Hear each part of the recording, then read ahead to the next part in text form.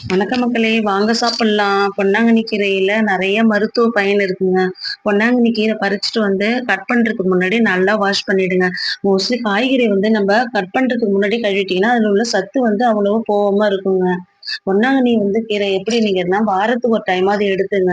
இப்ப ஆண்மை குறைவுன்னு சொல்லுவாங்க பாருங்க. செமன் கவுண்ட்ட வந்து நல்லா இம்ப்ரூவ் பண்ணுங்க. கால் பிளாடர்ல உள்ள ஸ்டோன வந்து குறைக்க இந்த கீரை உதவியா இருக்குங்க.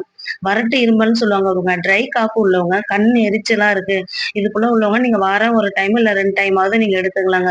இப்ப பேசும்போது வாயில ஒரு கெட்ட ஸ்மெல் அடிக்கும் பாருங்க. வாய் துர்நாற்றம்ன்னு சொல்லுவாங்க பாருங்க. அது கண்டிப்பா நீங்க எடுப்பனால அந்த துர்நாற்றம் போயிடுங்க. தாய்ப்பால் சுரக்க கூட இது உதவுங்க.